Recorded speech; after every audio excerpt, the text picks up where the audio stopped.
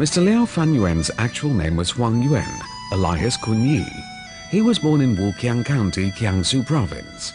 When he was young, Mr. Yuan married into and lived with the family of his bride by the surname of Shu in Jiashan County, Zhejiang Province. As a result, he was awarded a scholarship by Jiashan County and became a government-supported student in the county. He passed the examination for Jiren in the township in the 4th year of the Longqing period during the Ming Dynasty under Emperor Mu Zhong.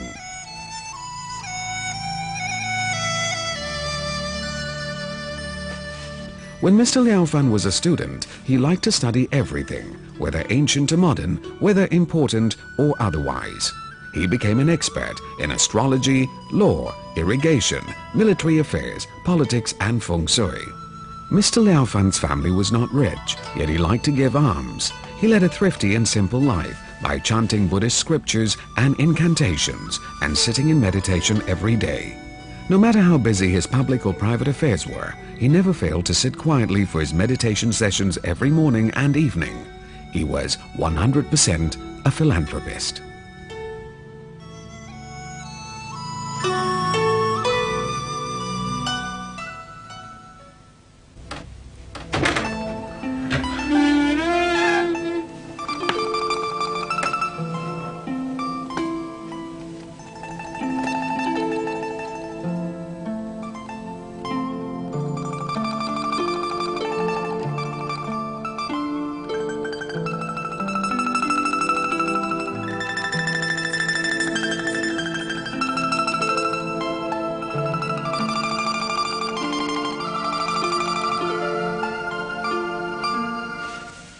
Good morning, Father.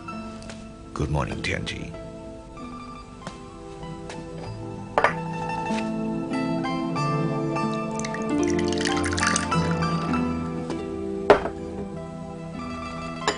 Tianqi. Go back to the house and study. All right, Father. I'll go now.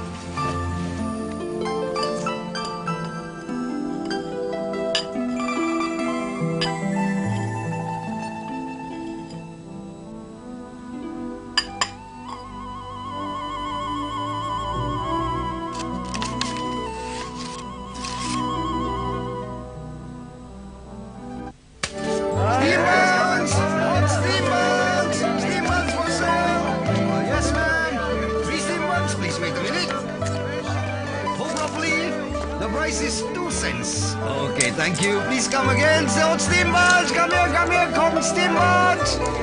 Fresh from the steamer.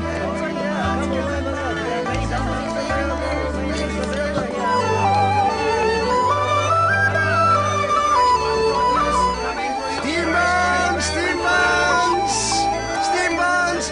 Uncle, how about a few steamboats just fresh? Mine is a small family. Just give me 6. 6 buns! Okay, please wait a minute. Please come and buy my wares. 6 buns. Very soon they'll be ready. Give me 2 sesame seeds cakes also. My son likes them. Okay, please hold on a minute. Uncle, please hold carefully. 2 sesame cakes also. The price is 8 cents. Thank you. Have a nice day. Yes. Steam buns, hot steam buns, just fresh. Steam buns, hot steam buns, hot steam buns.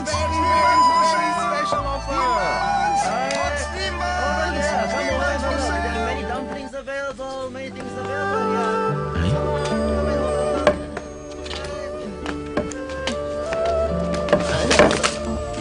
My dear lady, are you all right?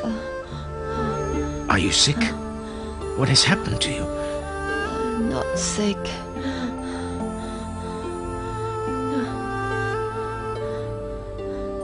I'm just very, very hungry. Oh dear. Why have you left your house before taking your meal?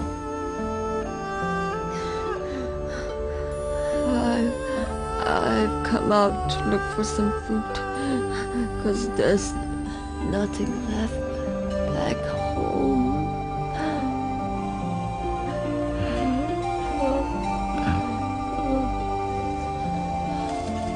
I have some steamed buns and sesame seed cakes. Please take them and eat.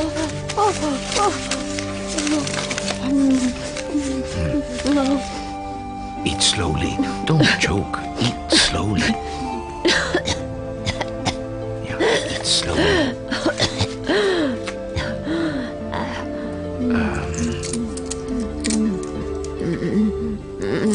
Old lady, it's getting cold. Take this money and buy some clothes.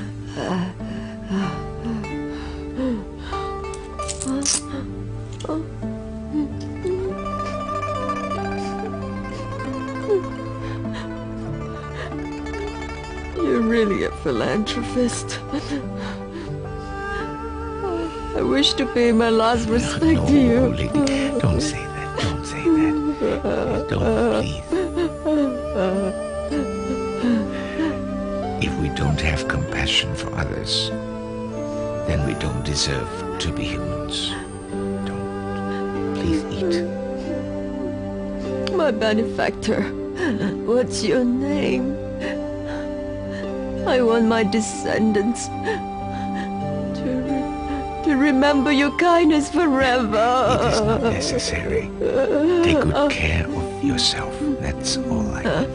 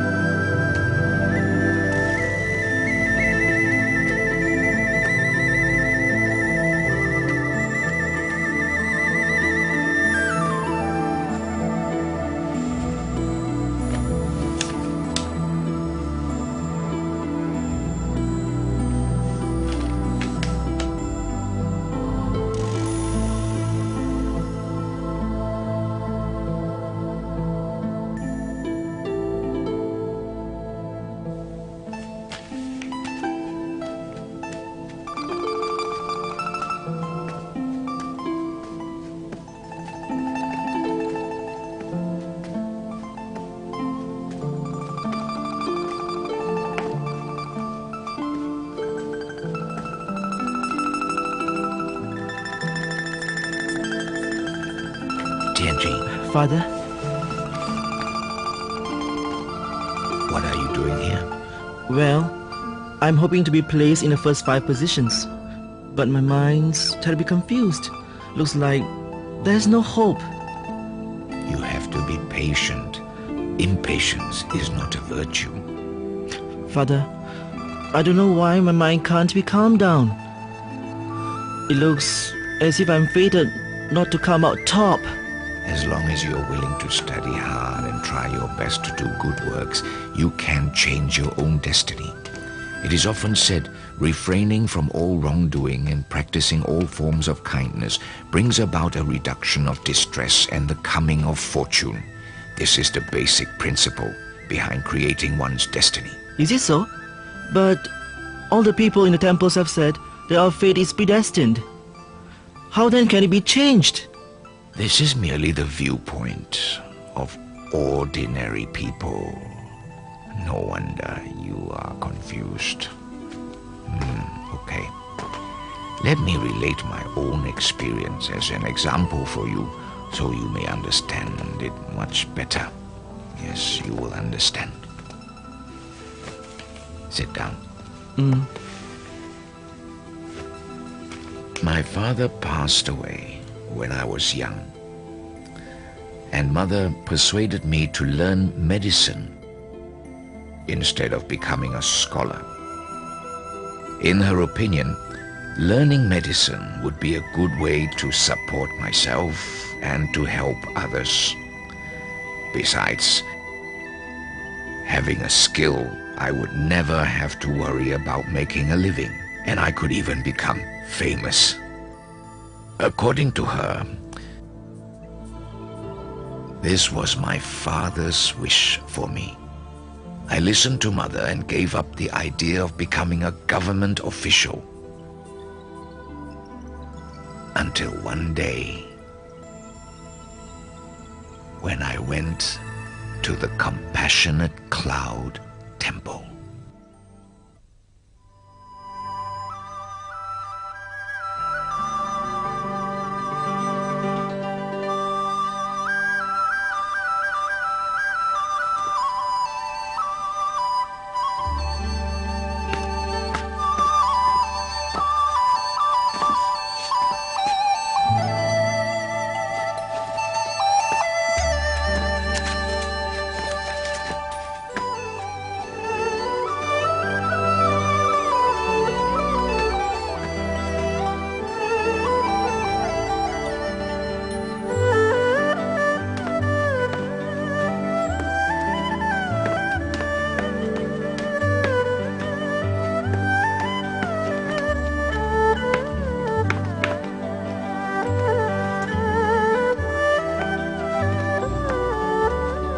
Good morning, Your Eminence. Gentlemen, from your facial appearance, you are destined to become a government official. Moreover, you will attain the rank of erudite first-level scholar next year. Why don't you study then? Oh, this is because my mother said to me. He appeared to me to be a sincere person, so I told him my reason for giving up studies to learn medicine. I also asked him about his life experience. My last name is Kong. I come from Yunnan province. I have inherited the knowledge of Mr. Kang Xieshao, who developed the art of prediction very well. By calculations, I am supposed to pass it on to you. Thank you. Thank you, Master. Thank you, Master. Please follow me.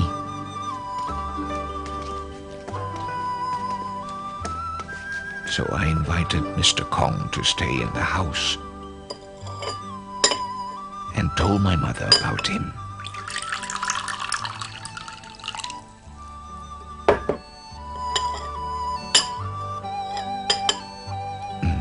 Please have some tea.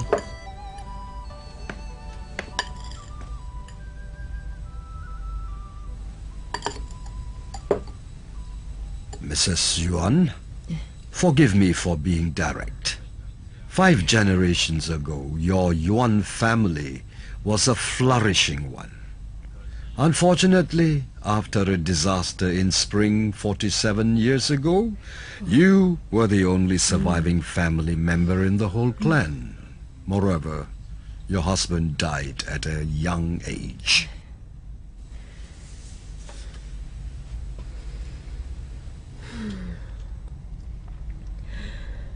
Mr. Kong, you're really a master fortune teller. Even a disaster a few decades ago cannot escape from your calculation.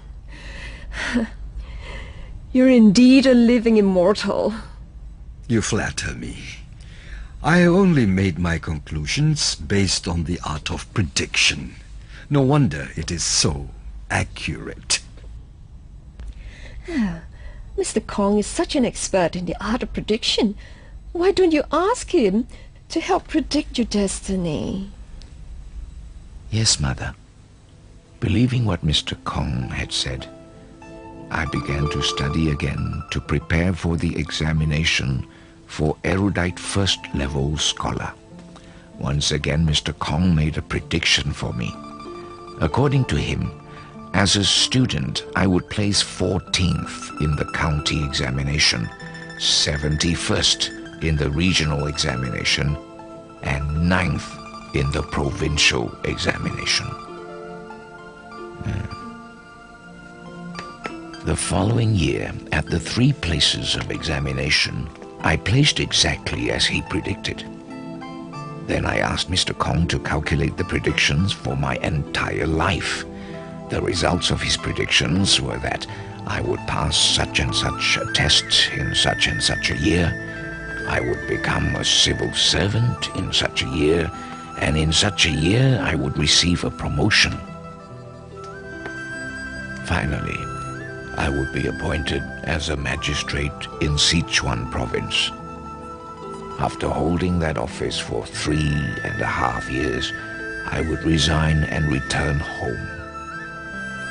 At the age of 53, I would die around 2 o'clock in the morning on August 14th. It was fated that I would not have a son. Father, aren't these predictions wrong? Now you are over 60 years old, and I'm your own son. Let me continue. From then on, the outcome of every examination I took turned out exactly as Mr. Kong had predicted. Mr. Kong predicted that I would be promoted only after receiving a salary in the weight of 91 dans and 5 dos of rice. However, I had received only 71 dans of rice when a senior education official recommended me for a promotion. I secretly began to doubt Mr. Kong's predictions. Nevertheless, the prediction turned out to be correct after all, because the recommendation was turned down by his superior. It was not until several years later when Mr. Chiu Min-ying saw my old examination papers and exclaimed that the essays were well written, and it would be a pity to bury the talents of such a great scholar. Mr. Ying wanted their magistrate to issue an official order for me to become a candidate for imperial student under his authority. After undergoing this eventful promotion, my calculations showed that I had received exactly 91 dans and 5 dos of rice. From then on, whether it was promotion, rank, or wealth, I deeply believed that all came about in due time, and that the length of one's life is predestined. I began to view everything in a more detached manner and ceased to seek gain and profit. After being selected as an imperial student, I was to attend a university at Peking. During my year-long stay at the capital, my interest in meditation grew, and I often sat silently without giving rise to a single thought. I lost interest in books and did not study at all. One day I paid a visit to the enlightened Zen master Yun Gu at Chixia Mountain. This visit changed my whole destiny.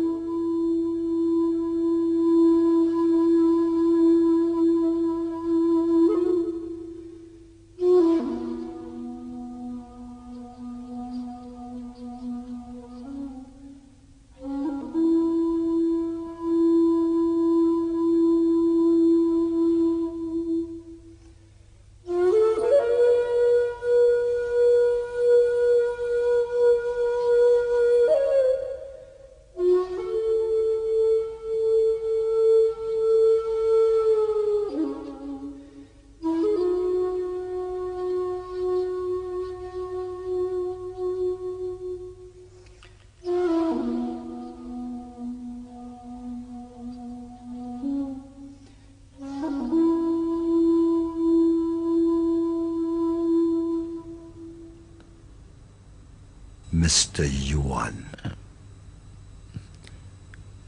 Master. The reason why ordinary people are unable to attain sagehood is because they have too many wandering and false thoughts running through their minds. In our 3-day meditation, I have not observed the slightest wandering thought arising from you. Why is this so? Mr. Kong has clearly predicted the entire outcome of my life. The time of life, death, promotion, and failure are all predestined. There is no use or need for me to think about it. I thought you were someone of remarkable capabilities.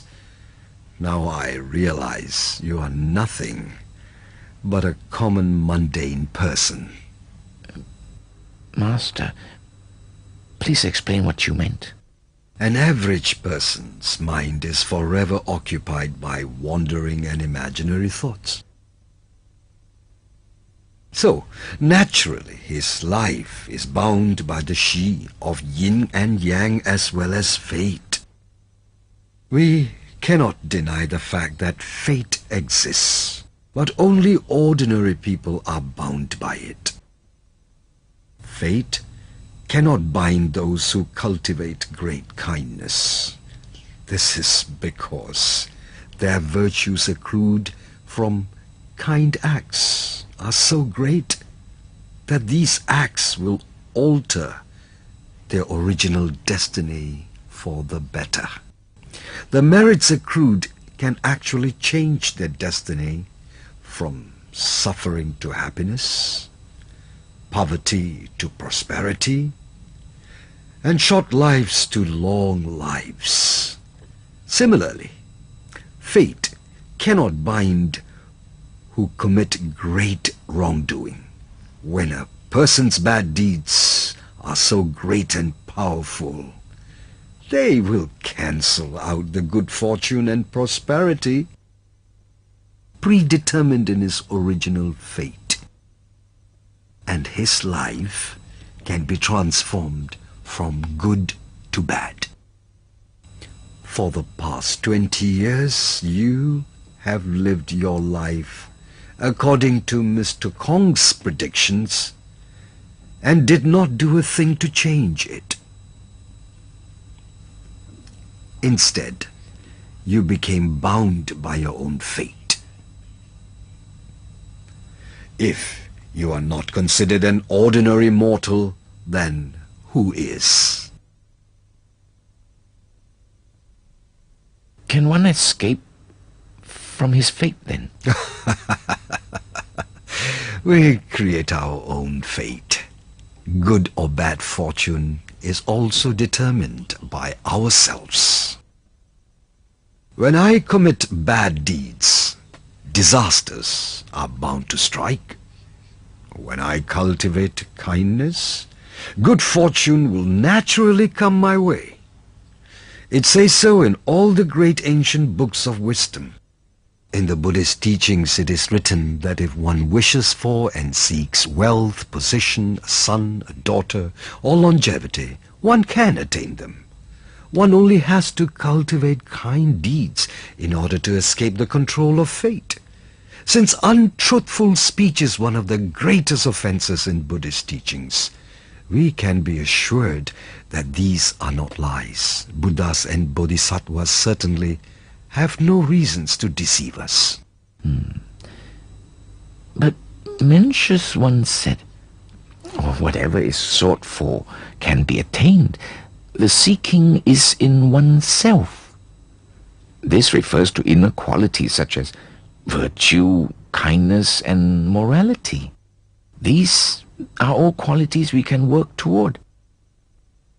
However, when it comes to outside factors such as wealth, fame, and prestige, how can we seek to attain them? Don't these have to be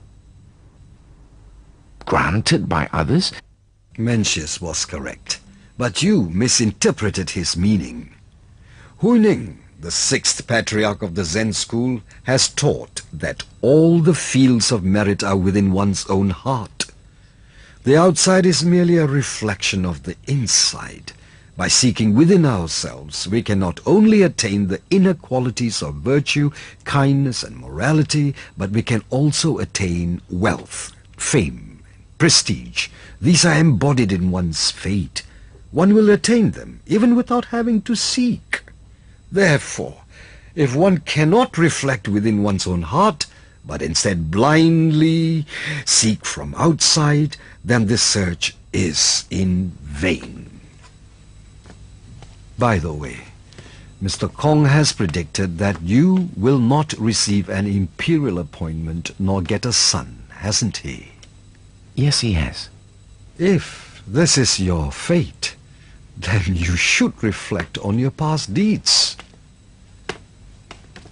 What are your feelings? Those who receive imperial appointments all have the appearance of good fortune, and I do not. I am very impatient, intolerant, indisciplined, and speak without restraint. I also have a strong sense of pride and arrogance. How is it possible for me to receive an imperial appointment? There is an old saying, life springs from the dirt of the earth, and water too clean often harbors no fish. The first reason why I feel I do not deserve a son is because I am addicted to cleanliness, resulting in the lack of thoughtfulness for others. The second reason is that harmony is the cultivator of all life, but I have a quick temper. The third reason is based on the principle that loving kindness is the basis of reproduction and harshness is the root of sterility. I overly guard my own reputation and cannot sacrifice anything for the sake of others. The fourth reason is that I talk too much, which wastes a lot of chi or energy. The fifth reason is that I also delight in drinking alcohol, and that depletes my spirit. The sixth reason I do not have a son is my habit of staying up nights, not knowing how to conserve my energy. According to you, then, there are too many things in life you do not deserve. Not only fame and a son. We should know that both good and bad fortune are all formed from one's heart.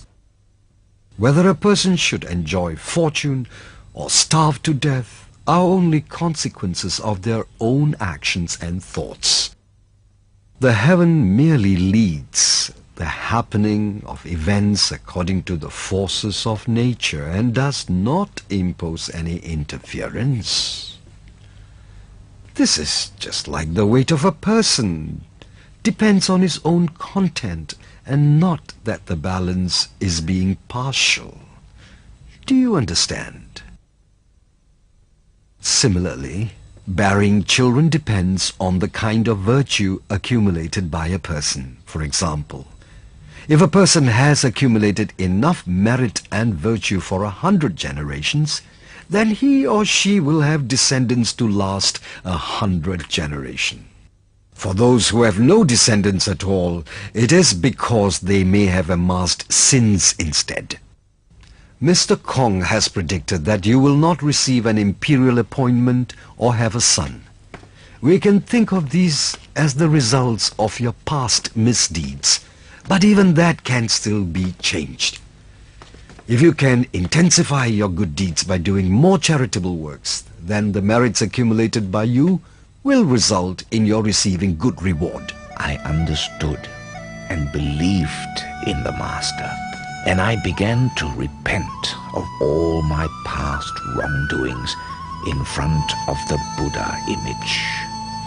I wrote down my wish to pass the imperial examinations, and I vowed to complete 3,000 meritorious deeds to show my gratitude towards heaven, earth, and ancestors.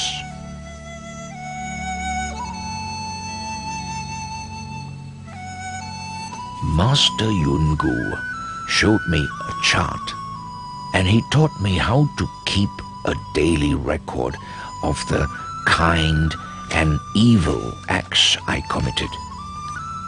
The kind acts, they were to be recorded at the top portion, and evil acts at the bottom of the chart. He told me that bad deeds could neutralize the merits I accrue from good deeds. The Master also taught me how to recite the Junti mantra.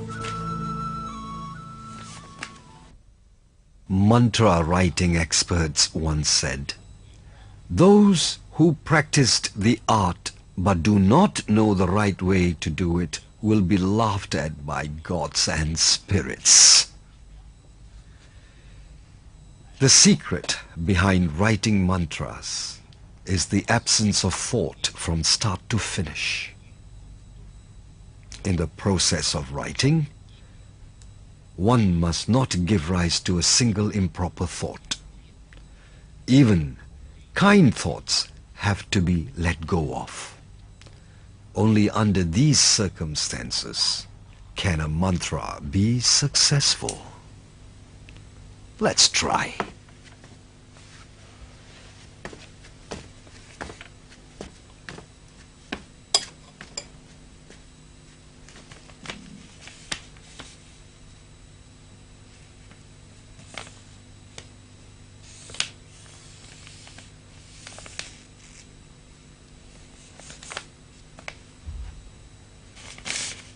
When one prays or seeks something in terms of changing fate, it is important that one does it when the mind is still.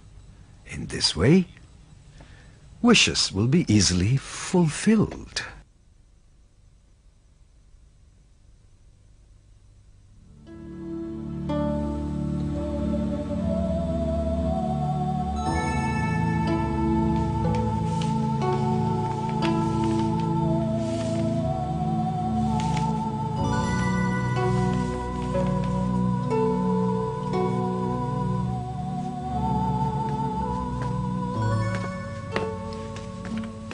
Mencius stated in his principle of forming destiny that there is no difference between longevity and short life.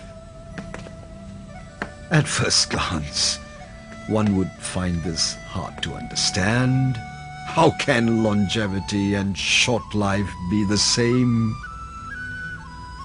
In actuality, when we look within our hearts, we will find no duality, no difference. We should see everything with eyes of equality and live morally regardless of good or bad times. If one can practice accordingly, then one can master the fate of wealth and poverty. Therefore, when we are able to create and form our own destiny, it does not matter whether we are presently rich or poor. Just as a wealthy man should not become callous in his thoughts and actions because he is rich, a poor man should not resort to committing evil deeds due to his poverty. In either case, one should keep to one's place in society and be a virtuous person. The actions of worldly people usually follow their thoughts. Whatever has to be thought is not considered natural. Accomplish the state of no thought by reciting the Junti mantra continuously to overcome scattered thoughts in the mind. And when you recite, you must not think of reciting, but recite consciously and diligently without any attachment. When the reciting becomes second nature to you, it will be efficacious.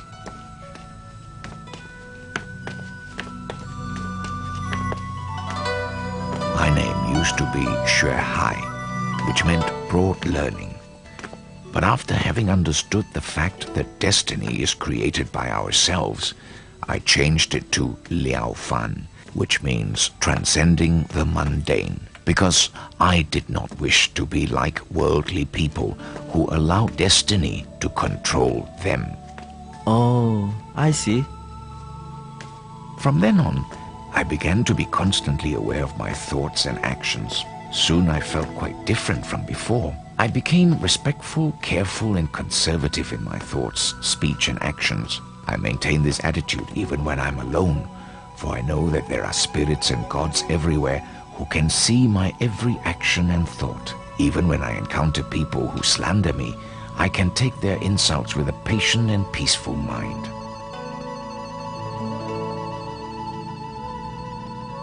The year after I met Master Yun Gu, I took the preliminary imperial exam in which Mr. Kong had predicted I would come in third place. Amazingly, I came in first. Mr. Kong's predictions were beginning to lose their accuracy. examination, but I did. Master Yungu had said that destiny could be changed, and now I believe it more than ever. Although I had corrected a lot of my faults, I found that I could not wholeheartedly do the things I ought to do. Even if I did, it was forced and unnatural. I reflected within and found that there were still many things wrong in not being eager enough to do it, or harboring doubts when helping others in need. Sometimes I forced myself to act kindly, but my speech was still untamed and offensive. I found that I could contain myself when sober, but after a few drinks, I would lose self-discipline and act without restraint. Although I often practiced kind deeds and accumulated merits, my good deeds were offset by my faults and offenses. A lot of my time was spent vainly and without value. It took me more than 10 years to complete the 3,000 meritorious deeds I had vowed to do.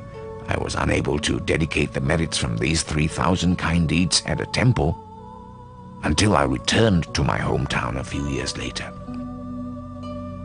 Then I made my second wish, and that was for a son.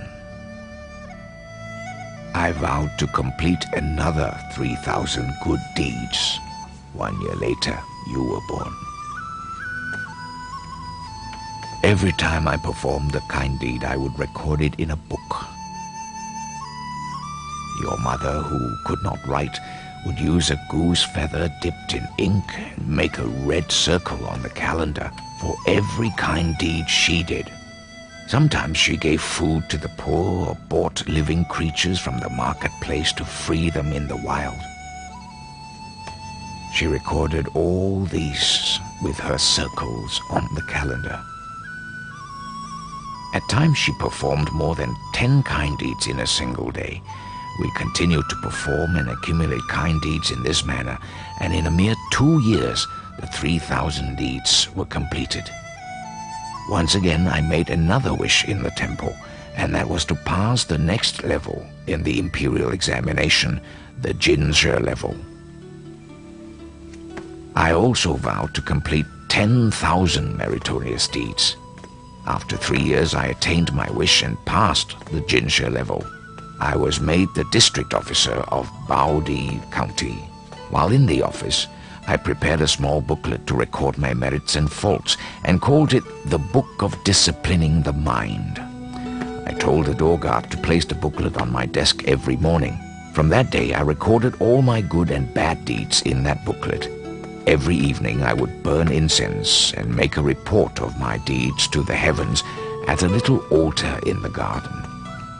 Once, your mother was concerned when she saw that I had not accumulated many merits.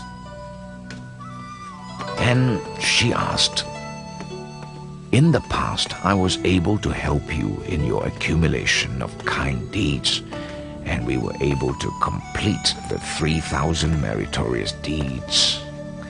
Now you have made a vow to complete 10,000 kind deeds, and there are fewer opportunities to practice them here at the government residence. How long will it be before your vow can be fulfilled?" That night, after your mother spoke the words, I had a dream.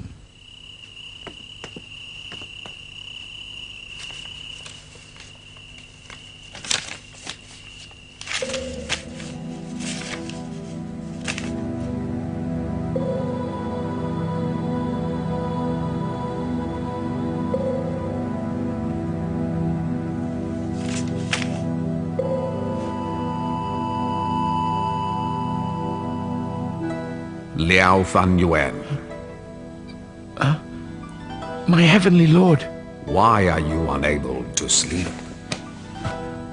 My lord, this is because I have made a vow to complete 10,000 meritorious deeds, but to date I have not achieved good results. I'm afraid this vow will never be achieved during my living time. When you became the district officer, you reduced the taxes on the rice fields.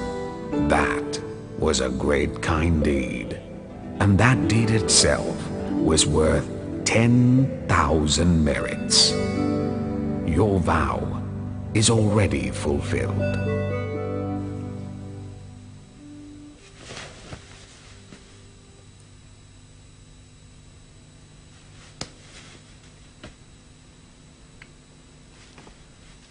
As it turned out, the farmers in Baodi County had to pay a very high tax, and when I came to office, I reduced the taxes on the rice fields by nearly half.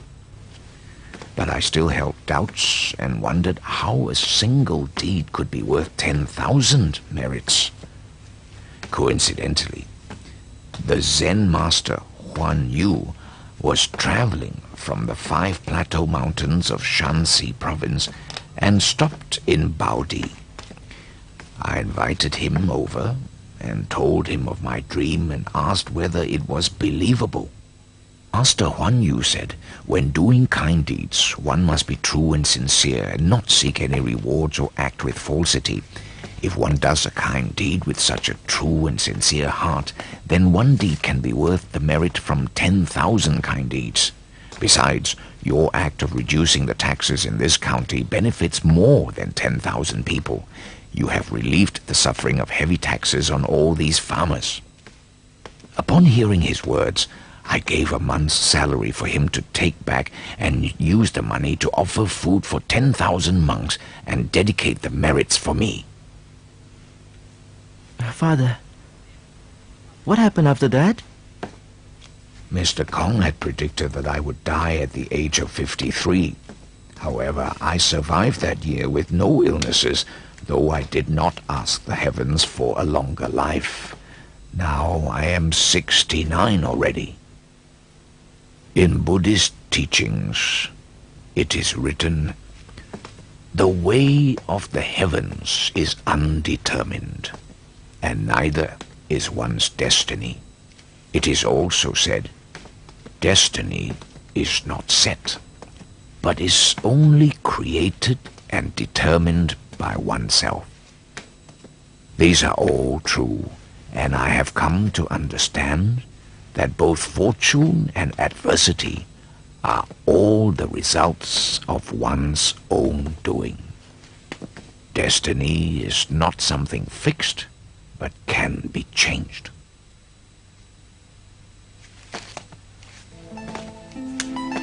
Father, I wonder how my life will be.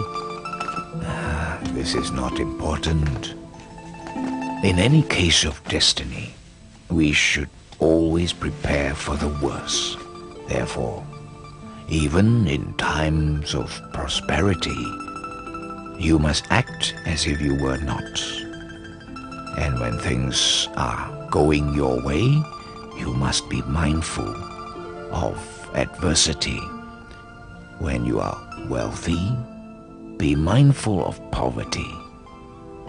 And when loved and respected by all, you must remain careful and conservative. When the family is greatly respected and revered, you must carry yourself humbly. And when your learning is broad and deep, you must not display it, but keep it humbly within. These 6 ways of contemplation just mentioned by me are a means to tackle the problem from its opposite side. If one can thus cultivate the mind, then virtue and morality will grow and fortune will increase on its own. There are many intelligent people in the world who refuse to cultivate morality and virtue and cannot put forth diligent effort in their work. Their failures later in life are owed to a single word: laziness. In short, the teachings of Master Yungu are truly the most worthy, profound, real and proper teachings. And I hope that you will study them closely and practice them with all your effort. You must use your time wisely and not let it slip by in vain. Do you understand? I know, Father. Thank you for your teaching.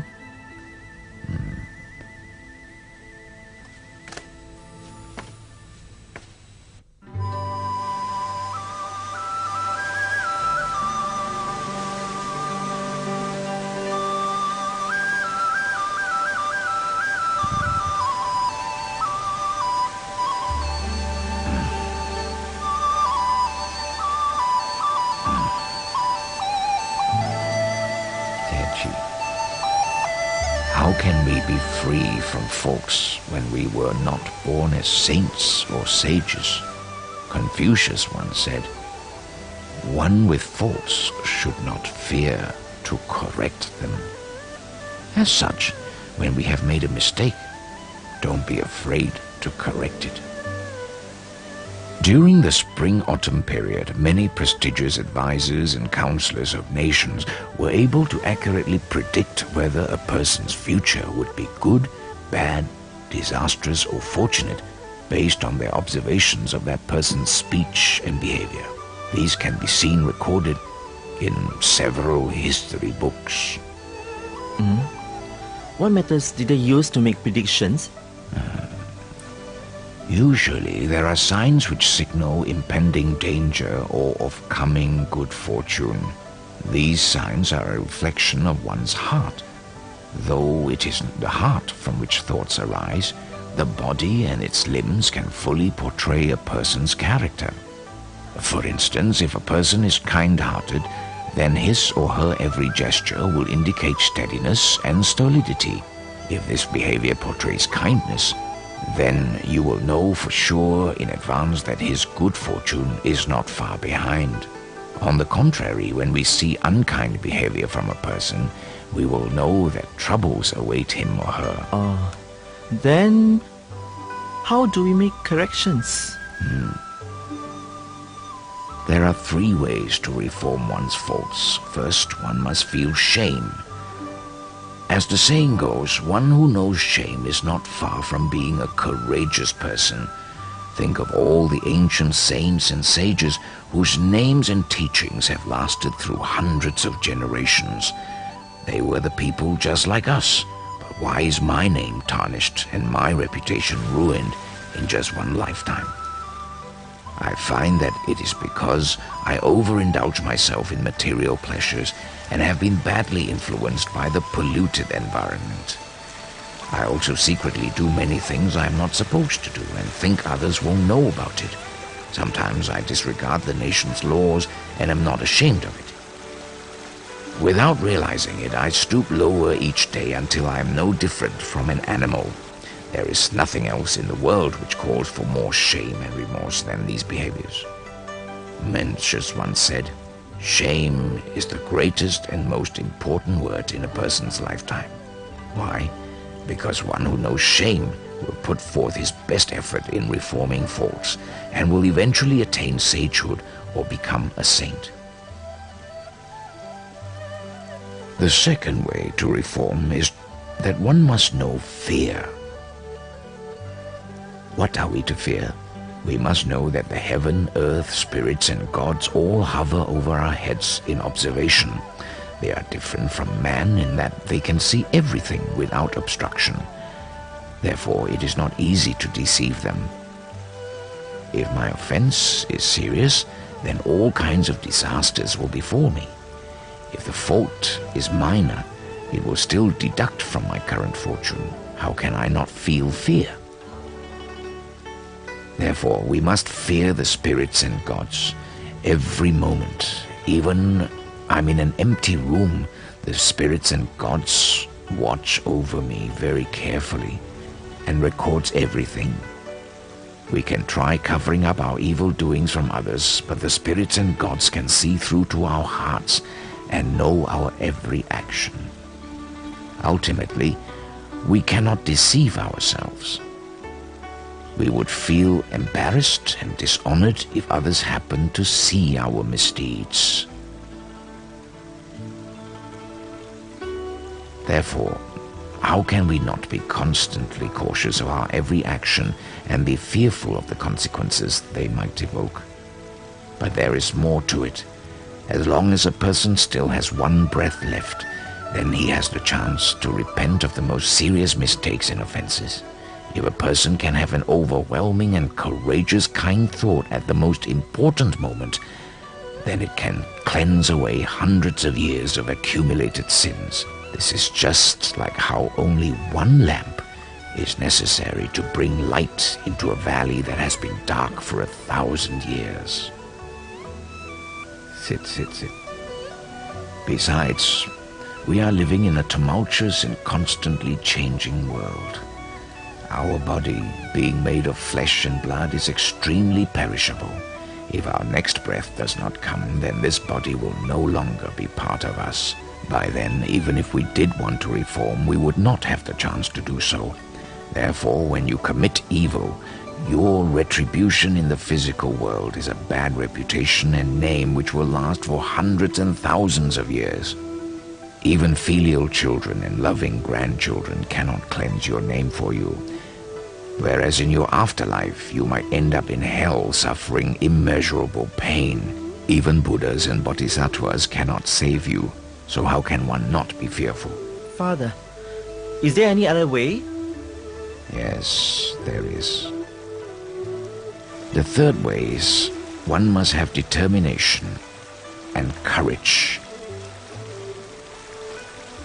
A person who hesitates to reform his faults is one who really does not want to change, but is content with what he can get away with.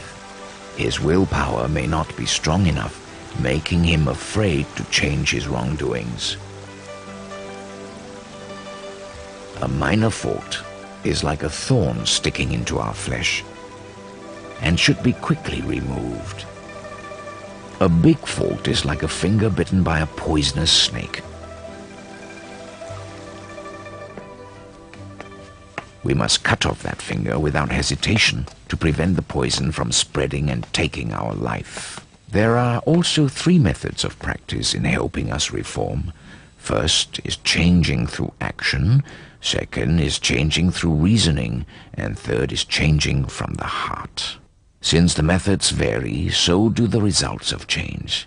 For example, if I killed living beings in the past, I now vow not to kill again starting today. If I was angry and yelled at others in the past, I vow not to get angry starting today. This is how a person changes through action. However, this is merely suppressing yourself not to do something, and it is difficult to achieve the objective of getting rid of your faults permanently. A more ideal method is changing through reasoning. In the case of killing animals, one can think thus: loving all living things is a virtue of heaven. All living things love life and are afraid to die. How can I be at peace with myself by taking another's life to nurture my own? We should know that the way to healthiness lies in the utilization of our energy and not delicacies. We can be nourished just as well by consuming vegetarian food. Why let your stomach become a graveyard? If you think about it, you will naturally feel sorry for these animals and be unable to swallow their flesh.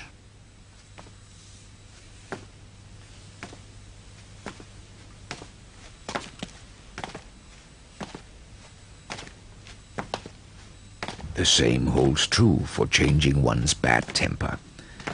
One should think of the fact that everyone is not the same and has his or her individual strengths and weaknesses, and as such, we should understand and accommodate one another.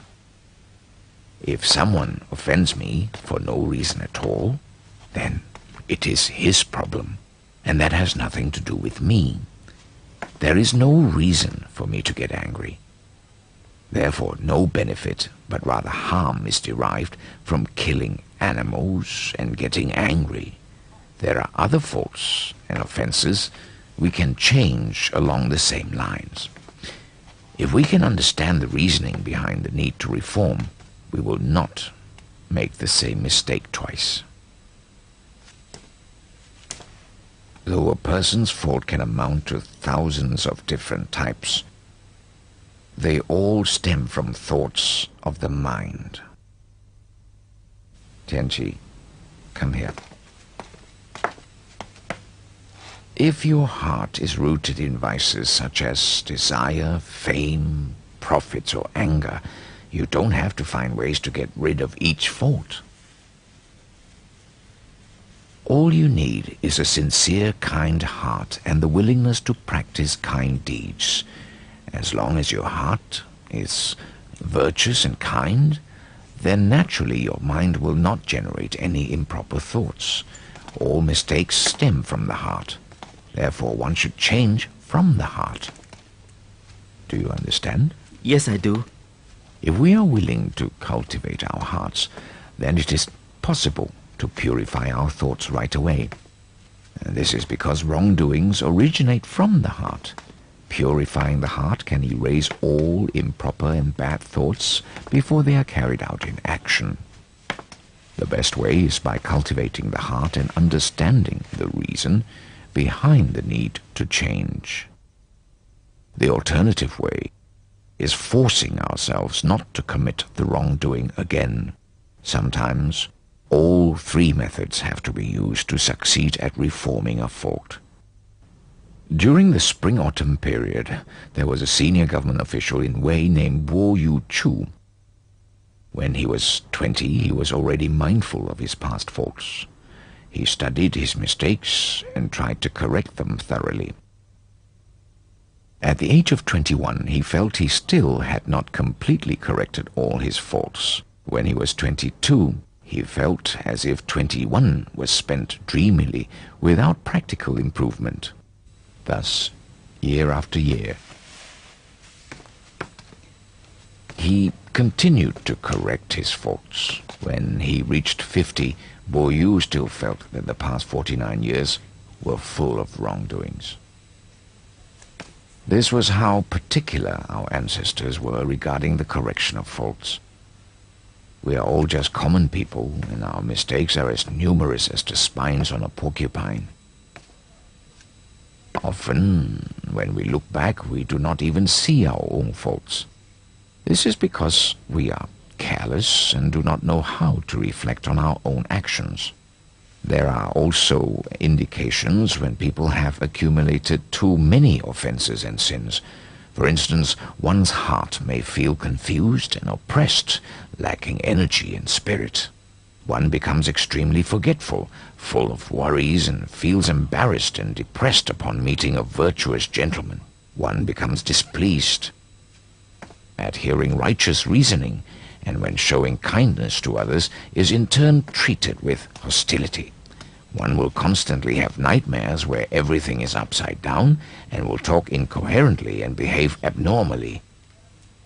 These are the symptoms of those who have accumulated too many sins and offenses. Father, what should we do when faced with this situation? If you have any of the above symptoms, you should immediately gather your willpower and reform all faults. It is necessary to form a new life for yourself. I hope you will not delay. Do you understand? Yes, I do, Father.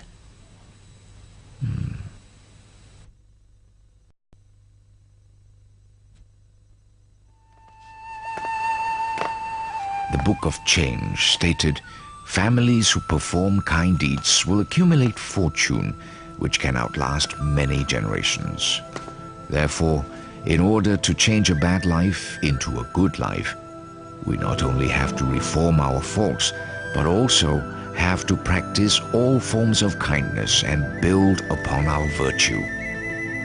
Only in this way can we rid ourselves of the karma created in the past. Once our kind practices accumulate, our bad life will naturally turn into a good life. Thus, the practice of changing destiny can be proven. Once there was a family by the name of Yen. Before they agreed to give their daughter in marriage to the man who later became Confucius' father, they looked into the past deeds of the family. After finding the family to be one that practiced kindness and accumulated virtues, the Yen family felt assured that their daughter would be marrying into a family that would be prosperous with outstanding descendants. Sure enough, their daughter later gave birth to Confucius. Confucius had once praised Shun, an emperor of early China, on his filial piety, saying, "Due to his great filial piety, Shun and his ancestors will be known and respected by others. His offspring will be prominent for many, many generations." These sayings were later proven true throughout history. Now I will prove to you in these true stories that merits can be attained through performing kind deeds. In Fujian province, there was a prominent man named Rongyang who held a position in the imperial court as the emperor's teacher. His ancestors were boat people who made a living by helping people cross the river.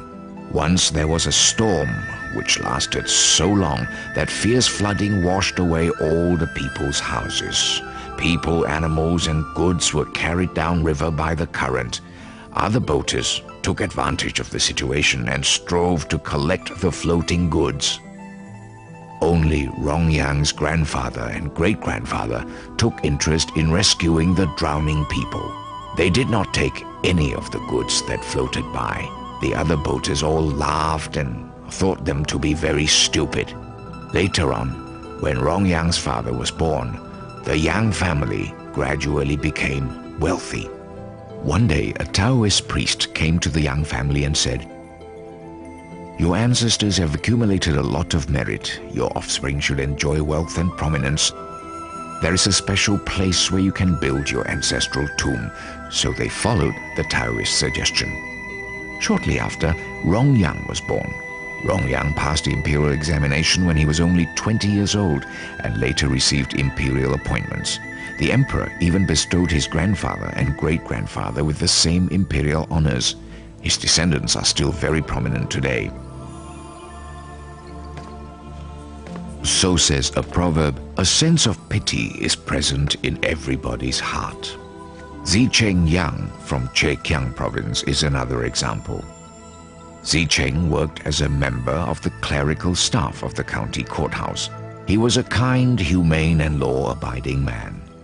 Once, the county magistrate punished a criminal by beating him until he fell, and his blood spilled out onto the ground. Beat him! I've been wrong, Your Honor. I've been wrong. Beat him again! Please, I've been wrong, Beat him! Your Honor. I didn't Beat him! do it. Beat! I've been wrong, Your Honor. You cunning fellow! Very daring! Beat him! I've been wrong, Your Honor. I didn't do it. Beat him again! Beat him again!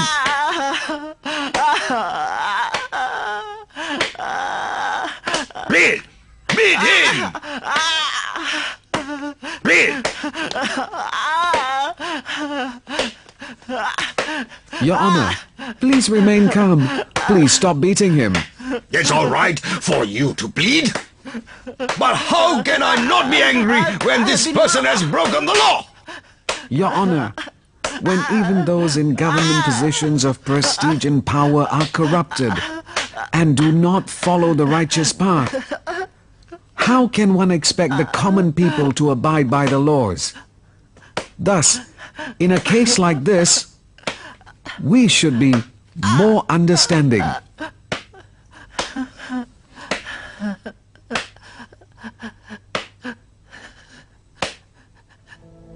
Although Zicheng came from a very poor family, he never took any bribes. If the prisoners were short of food, he would always take food from his own home, even if it meant going hungry himself. This practice of compassion never ceased, and eventually Zicheng had two sons who both became very prominent and held important government positions. Even the descendants of the Yang family remained prominent for a long time as well. So says a proverb, loving all living things is a virtue of heaven. Here is another true story that happened during the Ming Dynasty.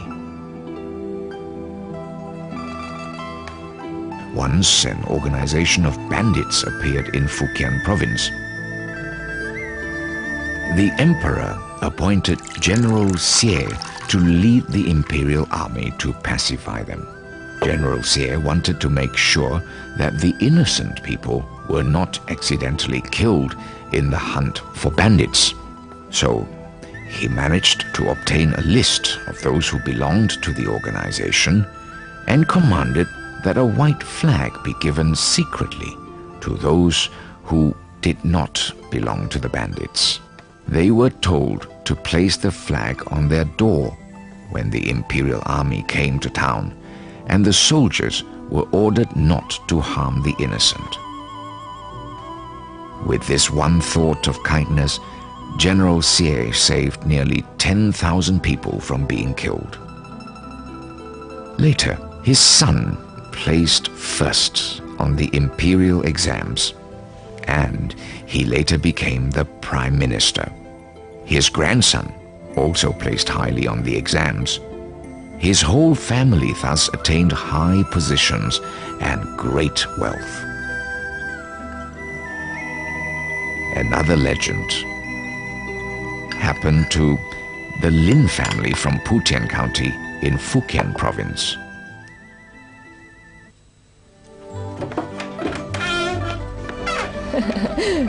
Take this one outside. Hi. Don't worry, everybody. Everybody, you will get a share. Don't worry. Everybody will get a share. Don't scramble. Yes, this one for here. you. This one for you. Over here. Take some. Carefully. Yes, this Don't one for drop you. it. Yes. Yeah. Hold properly. Don't drop it. Don't drop it. Take some for yourself. Come again Yes. next time. All right. Take over. Yes. Take some. Okay. Yes. Take Goodbye. carefully. Yeah, this one for you. This is for you. Yeah. And this one for you. Take another one. Come. Among their ancestors was an old lady who was very generous. Every day, rain or shine, she would make steamed buns to be given to the poor. There was a Taoist priest who came every day for 3 years, and each time would ask for 6 or 7 steamed buns. The old lady always granted his request, and she never expressed any displeasure. Don't scramble. All of you will have your share. Come.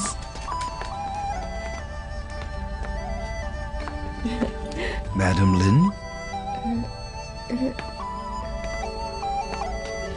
You are... I have eaten your steamed buns for 3 years. Perhaps I can show my gratitude this way. On the land behind your house, there is a good place to build the ancestral grave. And if you're placed there in the future, the number of your descendants who will have imperial appointments will equal the number of seats in a litter of sesame seeds. Really? Oh, thank you for your kind guidance. Don't mention. Since you're sincere in helping people, you should receive good retribution. That's a blessing. When the old lady passed away, the Lin family followed the Taoist's suggestion and buried her at the designated place. The first generation after that, 9 men received imperial appointments. From here we can see that one's charitable deeds and accumulated merits will really benefit one's descendants.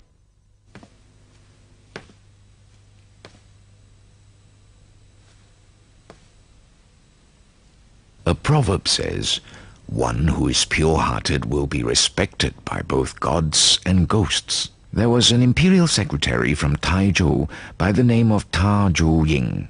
When he was young, he used to study in remote mountain areas, and he had the following encounter.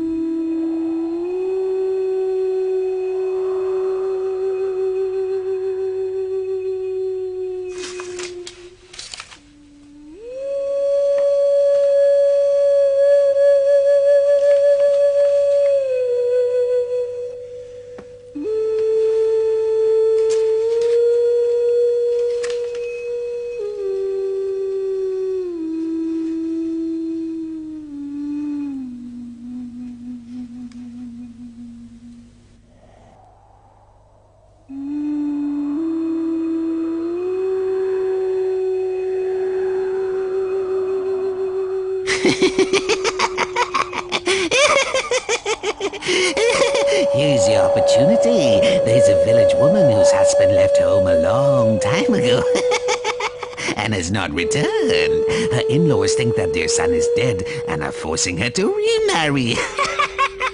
but she's defying their order because she wants to preserve her chastity. That's right. Tomorrow night she's going to commit suicide by hanging herself here and will replace me so that I can be reborn again. Congratulations! Tonight let me celebrate with you first.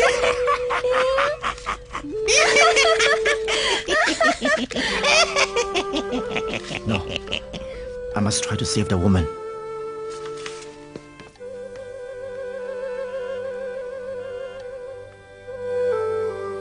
In order to save the woman, Mr. Ying immediately set out to sell his parcel of land on the following day. He obtained 4 liangs of silver and made up a letter from the daughter-in-law's husband and sent it to her home along with the silver.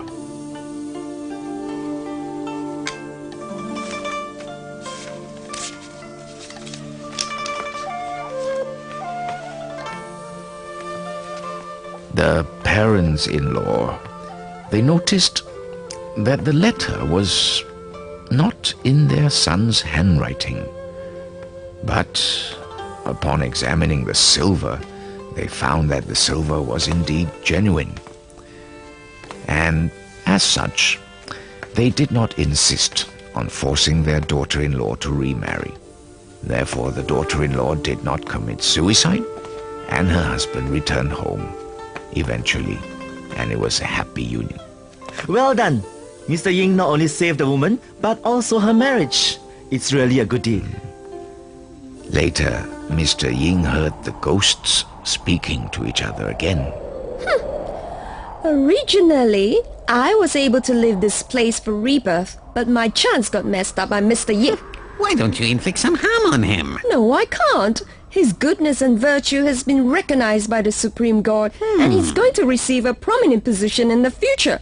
How can I harm him? After hearing this, Mr. Ying became even more diligent in practicing kindness and accumulating merit. Whenever there was a famine, he would use his own money to buy food for the poor and the needy, and he was always eager to help those in emergencies. When things did not go his way, he always reflected within himself rather than complain of the outside world. Even today, his descendants are still very prominent. Another example is Kung Si Tu, who lived in Jiaxing County, Zhejiang Province. Mr. Tu used to work in the courthouse and would spend nights in the prison cells talking with the inmates. Whenever he found anyone to be innocent, he would write a classified report to the judge informing him of innocent cases. The judge would then question the prisoners accordingly and clear the case. Through Mr. Tu's efforts, more than 10 innocent people were released, and all of them were extremely grateful to him. Soon after, Mr. Tu also made a report to the emperor recommending that investigators be sent to check the prisons for innocent people every 5 years, and that the sentences could be reduced or cancelled in order to prevent the innocent from remaining in prison. The emperor agreed to Mr. Tu's suggestion, and he was chosen as one of the special agents in charge of reducing sentences for those who might be innocent. One night, Mr. Tu dreamed of a deity who told him, "You are not supposed to deserve a son in this life, but this act of reducing prison sentences for innocent people is in line with the wishes of heaven. You will be bestowed with 3 sons, and they will all attain high positions." Soon after that, his wife gave birth to 3 healthy sons, Ying Xun, Ying Kun, Ying Qun, who all became senior government officials. Another example of attaining good outcomes from practicing kindness is someone who is a distant family of our Yuan clan. Is it so? Who is he then? He is Ping Bao, who lived in Jiaxing. Ping was the youngest of the 7 sons of the magistrate of Qizhou, Anhui province. He was sought into marriage by the Yuan family at Pinghu County. Ping Bao was very knowledgeable and talented, but he was never able to pass the exams. Once, while traveling on one of his many journeys to Lake Liu, he was caught in very heavy rain.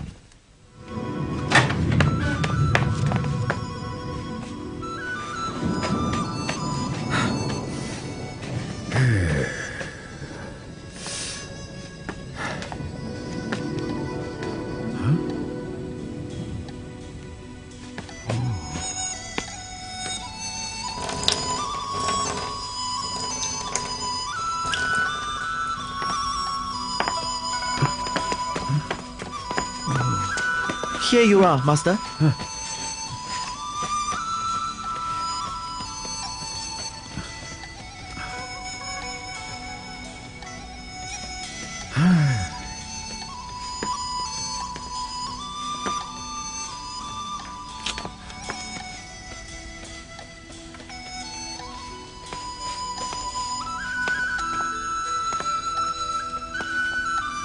Amitabha, Mr. Bao. Abbot, I don't have the heart to allow the statue of Guanyin Bodhisattva to be defaced by the rain and dust. Could you use these 10 liangs of silver to have the temple repaired? Oh, I'm sorry. Repairing the temple involves a big project, and your silver is insufficient for this purpose, so I'm afraid that it is very difficult to fulfill your wish. Master, don't give any more. This is a whole family belongings. As long as the statue of Guanyin Bodhisattva remains undamaged, I don't care if I have to go without clothes. Abbot, please take my humble offering. Amitabha, to give up money and clothing isn't a difficult deed to accomplish, but your deep sincerity is truly rare and precious to encounter. Amitabha. Please don't mention it. I have to make a move now. Thank you.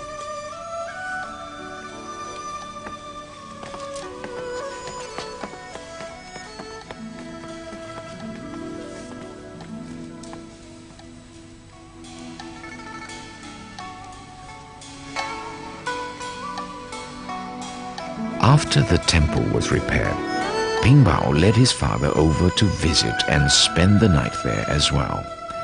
That night, Ping dreamed of the Dharma protector of the temple who had come to thank him, saying to him that since he had accumulated these merits and virtues, his children and descendants would enjoy having imperial appointments for generations. Later on, his son and grandson both passed high examinations and were appointed as senior imperial officers.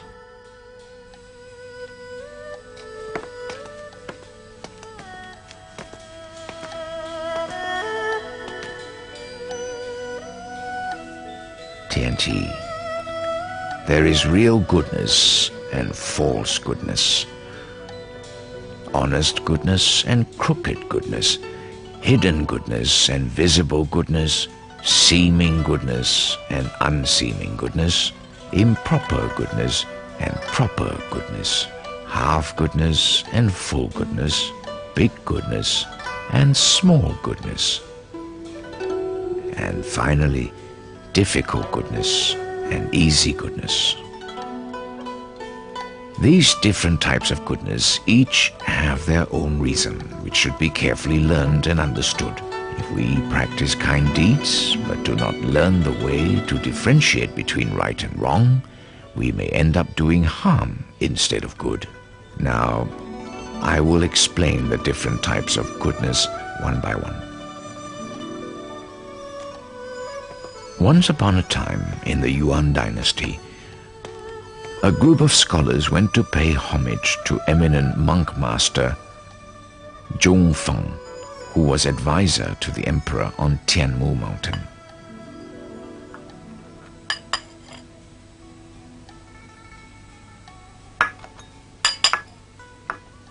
Master, Buddhist teachings often speak of the retributions for good and evil. They say it's like the shadow following the body wherever it goes. This is saying that doing good will always have its rewards, and doing evil will always have its punishments. Then why is it that there are people who practice kind deeds, but their families and descendants are not prosperous and successful? On the other hand, there are evil and wicked people who do bad things, but their families and descendants do quite well. Is there no fairness in Buddha's teachings? Ordinary people are blinded by worldly views. They have not cleansed their minds of impurities and cannot see with true perception. Therefore, they look upon true goodness as evil and mistaken true evil as goodness. This is very common nowadays. Furthermore, these people do not blame themselves for bad perception on their part, but instead blame the heavens for their misfortunes. Master, goodness is goodness, and evil is evil. How can they be mistaken for each other? Could each of you express your opinions on what is good and what is evil? Master, to yell at and beat others is evil. To respect and treat others well is good. Well, not necessarily.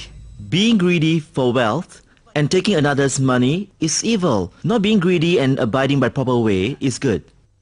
Not necessarily. So, what is really considered good and what is really considered evil?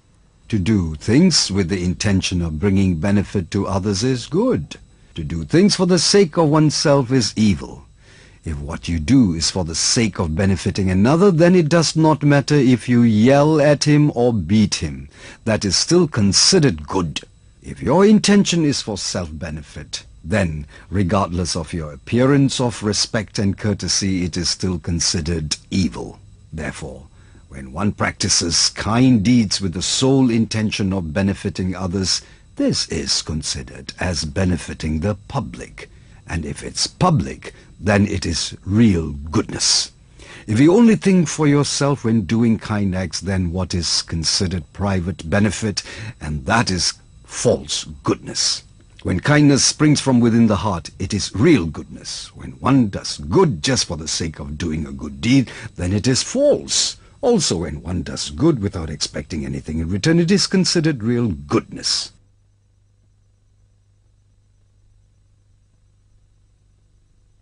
When one practices kind deeds for some other purpose than to benefit others, it is false.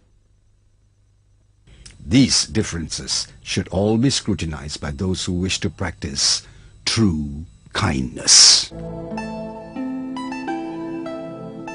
What is honest goodness and crooked goodness? People nowadays often look upon a conservative and nice person as a good and kind person. However, the ancient sages and saints have shown that they prefer those who are courageous and hold high goals for themselves.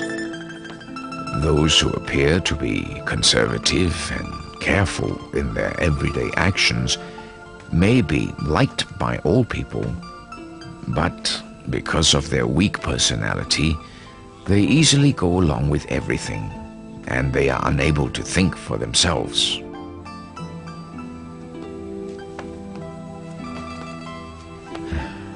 From this, we can see that the viewpoint of common folk greatly differs from that of the sages, whose view is similar to that of the heaven, earth, gods, and spirits.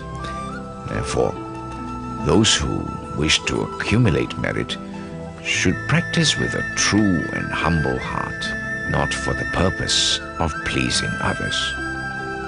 Honest goodness comes from the thought to help all others, and crooked goodness arises from the thought of greed in wishing only to please people. Therefore, if you wish to help all people, that is honest goodness. But if it is because of greed you please people, it is crooked goodness. Father, what is hidden goodness and visible goodness? When one does something good and people know about it, it is called visible goodness. When one does something good and no one knows about it, it is called hidden virtue. Those with hidden virtues will naturally be known by the heavens and will be rewarded. Those who practice visible goodness are known by people and they enjoy fame.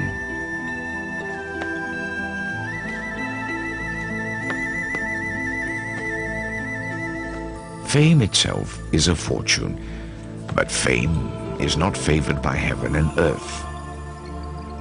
For heaven and earth do not like those who seek fame. We can see that those who have great fame but lack the virtues supporting it, they will eventually encounter some kind of unthinkable adversity. A person who truly has not done any wrong but continues to be falsely accused by others will have descendants who will suddenly become very prosperous and very, very successful. But then, why is there a saying that what seems to be goodness but is actually not? In the spring-autumn period, there was a country named Lu, because there were other countries which took their citizens as slaves. The country of Lu made a law which rewarded those who paid the ransom to regain the freedom of their fellow citizens. At that time, Confucius had a student named Zigong who did not accept the reward, although he paid for the ransom to free his people. But when Confucius heard this, he scolded Zigong, saying, "You have acted wrongly in this matter. When saints and sages undertake anything, they strive to improve the social behavior, teaching people to be good and decent. One should not do something just because one feels like it in order to gain vanity fame." On hearing this, Zigong became puzzled and looked at Confucius with a frown. Confucius then explained to him, saying, "In the country of Lu, the poor outnumber the wealthy. By refusing the reward, you lead others to think that accepting the reward money is being greedy. Thus, all the poor people who do not wish to appear greedy will hesitate to pay ransom in the future. Only very rich people will have a chance to practice this deed. If this happens, no one will pay ransom to free our people again." Another student of Confucius, Zilu, once saw a man drowning in the river, and he went forth to rescue him. Later, the man thanked him by giving him a cow as a token of gratitude. Zilu accepted his gift. Confucius was happy when he heard this and said, "In the future, people will be willing and eager to help those who are drowning in deep waters or river." If we look at these two examples from the view of common people, Zigong, who did not accept the reward money, was good, and Zilu, who accepted the cow, was not as good. Who would have known that Confucius praised Zilu instead and scolded Zigong? From this we can see that those who practiced kind deeds must not only look at the present outcome, but should also consider effects of the act in the long run. One should not only consider one's own gain and losses, but should look to see the impact made on the public. What we do right now may be good, but with passing years it may inflict harm upon others. Therefore, what seems like goodness may in fact be the opposite, and what appears to be the opposite of goodness may someday turn out to be goodness done after all. Father, What is improper goodness and proper goodness? In the Ming Dynasty, there was once a prime minister named Wen Yi-liu, who, when growing old, retired to his hometown, where he was loved and respected by all. Once, a drunken villager proceeded to insult him. Mr. Liu thought that since he was drunk, he would not want to bother about the latter. A year later, the same man committed a grave crime and was sent to jail with the death sentence. Upon hearing this, Mr. Liu said with great remorse, "If I had taken him to the authorities for punishment that day when he came to insult me, perhaps this would not have happened. A little discipline then could have prevented the great harm done now and might have saved him from certain death." This is an example of doing something bad while having good intentions. There is also an example of those who did good when they in fact intended otherwise. Once a famine ravaged the land and people stole food from others in broad daylight. A rich family reported their stolen losses from the marketplace to the authorities, but the government did not want to get involved and did nothing to stop the people. Eventually, the people grew more daring and chaos was imminent. So the rich took the law into their own hands and proceeded to catch and punish those who stole from them. In this way, peace returned to the land and the people stole no more from one another. It was with selfish intentions that the rich family acted, but the result of their deeds actually did everyone a great benefit. For we all know that goodness is proper and evil is improper. But remember that there are cases where deeds done out of good intentions result in evil, and deeds done with evil intentions result in good. Father, what is half goodness and full goodness? In the I Ching it is said, when a person does not accumulate kind deeds, he or she will not attain good fortune. When one does not accumulate evil deeds, he or she will not bring about great adversity. If we are diligent in doing kind deeds, it is like collecting things in a container, and with diligence it will soon be full. If we are somewhat lazy in our collecting, then the container will be half filled. This is one explanation of half goodness and full goodness. Once upon a time, there was a poor lady. This lady went to visit a Buddhist temple and wished to make a donation. However, she was so poor that she had only 2 cents, so she gave these to the monk.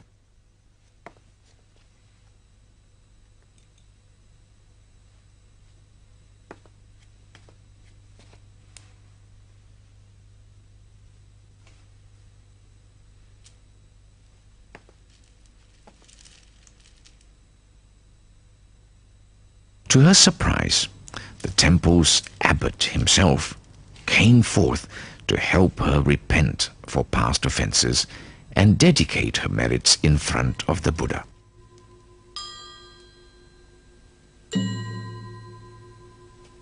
The lady was very touched by his move.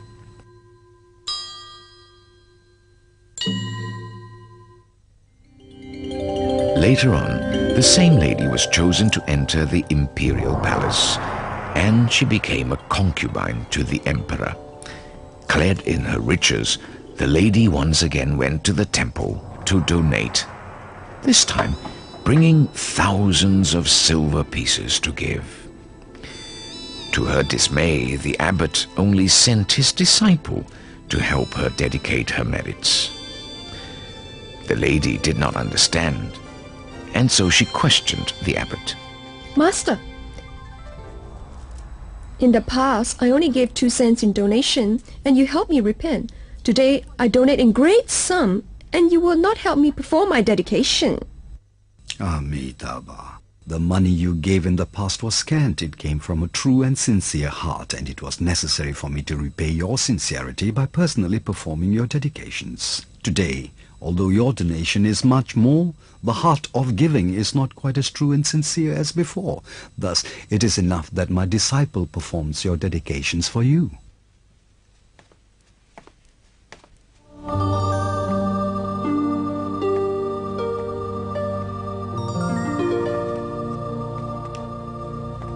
This is an example of how thousands of silver pieces are only considered as half goodness and 2 cents as full. Do you understand? Another example is of Li Zhong, an immortal of the Han dynasty. He was teaching his student Dongbing Liu the art of transforming iron into gold. They would use this gold to help the poor. Dongbing asked his teacher, "Will the gold ever change back to iron again?" Li Zhong then answered him saying, "After 500 years it will return to its original form." Dongbing then shook his head saying, "In this case I don't want to learn this art. It will harm those who possess the gold 500 years from now." Li Zhong then smiled and said, "To become an immortal, one must complete 3,000 virtuous deeds. What you have just said came from a truly kind heart. Your 3,000 deeds are fulfilled." When we perform a kind deed, it is best if we can do it out of our innermost sincerity, not seeking rewards or noting in our minds how much we have done. If we practice thus, then all our good deeds will reach fulfillment and success. If instead we always think of the deeds we have performed, looking for a reward of some kind,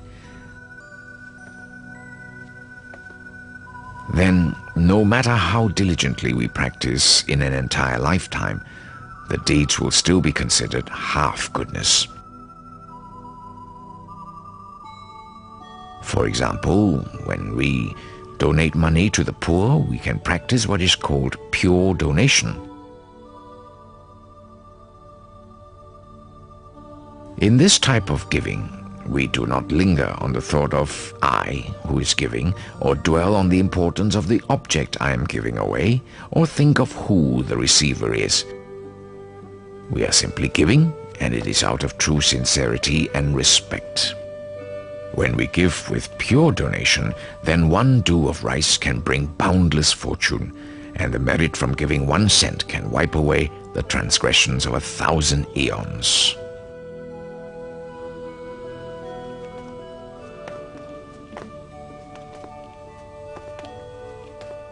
If we always keep in mind the good we have done and expect rewards for our actions, then even a donation of thousands of liang of gold would still be considered half goodness. In that case, how can we define big goodness and small goodness? Once there was a high-ranking official named Zhong Da-wei, who was led into the spirit world to be judged for his good and bad deeds.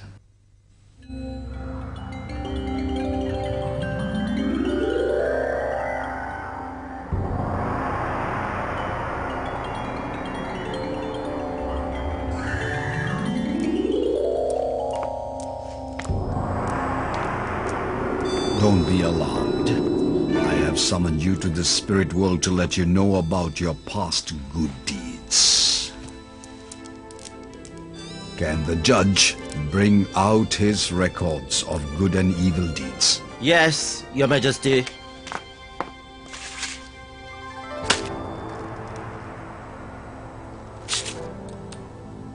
Your Majesty, I'm younger than 40 years of age. How could I have attained such a bad record? When you have a single thought that is improper, it is considered a bad offense there and then. It does not have to be carried out through action to be counted as wrong. For example, when you see a pretty lady and give rise to improper thoughts, that is an offense. Weigh his scroll of good and evil deeds. Yes, Your Majesty.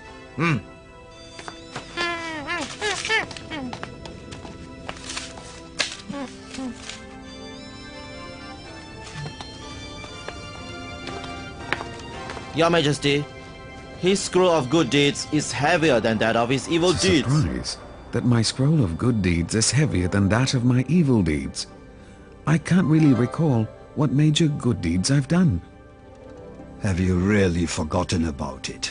Once the Emperor planned to build a great stone bridge. You opposed the project due to the hardship it would cause the thousands of people needed for the work. Well, this is a copy of your proposal to the Emperor. I did make that proposal, but the Emperor dismissed it. How can it bear so much weight against my numerous offenses? Although the Emperor did not take your suggestion, that one thought of kindness you bore for the tens and thousands of people was very great. If the Emperor had listened to you, then the good performed would be even greater. Take him away. Yes, Your Majesty. Therefore, when one is determined to do good for the benefit of all people, then a small deed can reap great merits. If one thinks only about benefiting oneself, then even if many deeds of kindness are performed, the merit would still be small. What is difficult and easy goodness? The knowledgeable scholars of the past used to say, when one wishes to conquer one's greed and desires, one should start with the most difficult to overcome. We should practice like the old teacher Mr. Su of Jiangxi, who gave 2 years' worth of salary to a poor man to pay for the fine to the government. Thus he saved the man and his wife from being torn apart, should the husband be taken to prison. Another example is Mr. Zhang from Hebei, who saw an extremely poor man who had to mortgage his wife and child and had no money for their redemption. If he was unable to pay for their return, the mother and child could both lose their lives. Yet another example is Mr. Jin from Chenqiang, Jiangsu province. He was old and without any sons, so his neighbor offered their young daughter in marriage to him to give him descendants to carry on his lineage. But Mr. Jin could not bear to ruin the otherwise bright and long future of this young girl, and so refused the offer and sent her back home. This is another example of being able to overcome what is most difficult to conquer in oneself. Therefore, the heavens showered down fortune, which was especially good for these 3 old men. It is easier to accumulate merit and virtue for those who have money and power than for those who are poor. But if one refuses to cultivate kindness, even when it is easy and one has the chance to do so, then it would truly be a shame. For those who are poor and without prestige, doing kind things for others is a great difficulty. But if in this difficulty one can still manage to help others, then it is a great virtue, and the merits gained would be boundless. In being a moral person and dealing with affairs, we should help others whenever the opportunity presents itself. You should know that helping others is not such an easy task, and that there are many ways to do it. In short, the ways of helping others can be simplified into 10 important categories. Father, what are these 10 categories? Go and get ready the brush and ink before you take them down.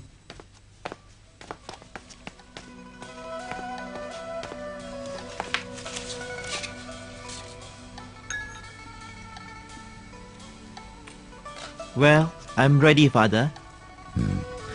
All right. The first is supporting the practice of kindness. When we see the people trying to do a little kindness, we should assist them in their deeds and help their kindness grow. When we see others who wish to do good but cannot accomplish it on their own, we should lend a hand and help them succeed. This is the way we can cultivate supporting the practice of kindness. The second category is harboring love and respect. We should harbor respect towards those who are more knowledgeable, older, or of higher status than we are. For those who are younger, less fortunate, or of lower status, we should harbor a mind of loving care.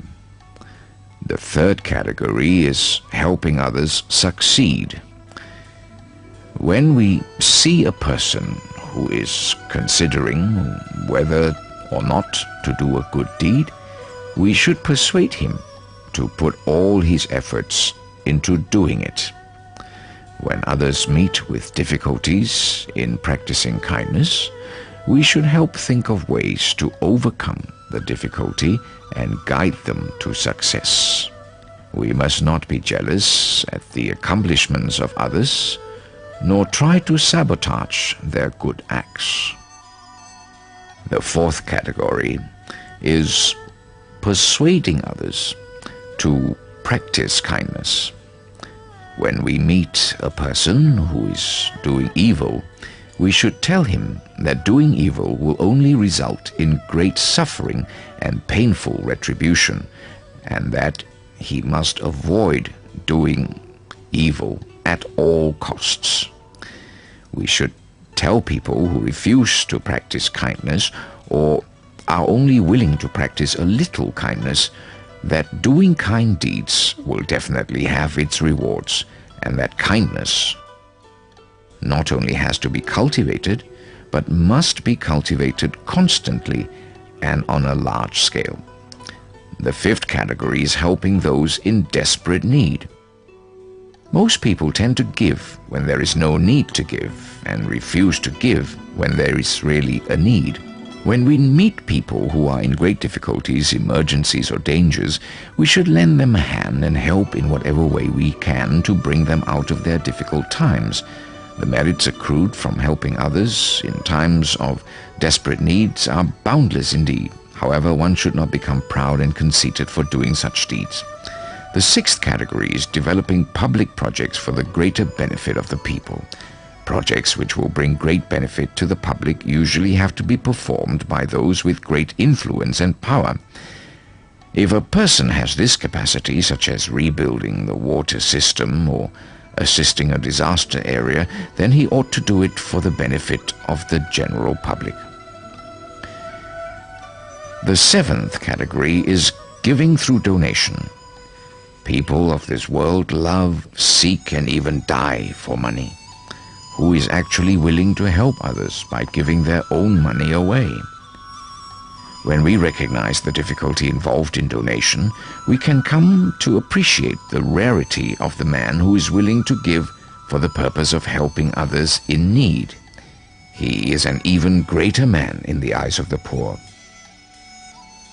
The eighth category is protecting the proper teachings. This is referring to the teachings of different religions. We must be able to differentiate between proper religions and deviant religions. Teachings with proper wisdom and views, such as that of Buddhism, which promotes kindness and goodness in society, should be supported. If one happens to see others in the act of destroying such proper teachings, one must put forth a complete effort to protect and uphold these teachings. The ninth category is respecting our elders. Anyone who is deeply learned, knowledgeable, has high prestige, or is older than us is considered to be an elder and should be highly regarded and respected.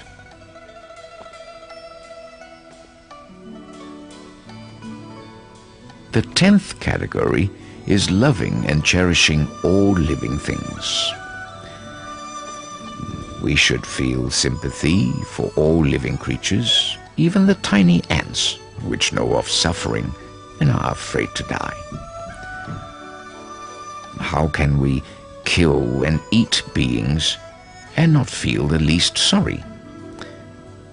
There are countless good deeds which I am unable to mention here one by one. Let it be sufficient for me to say that you will be able to accumulate many merits if you deliberate on the above 10 categories of helping others.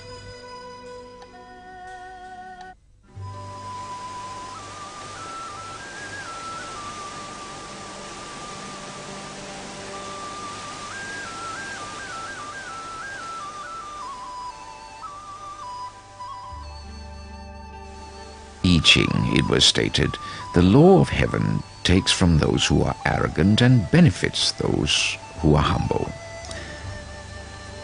The same holds true in the law of earth.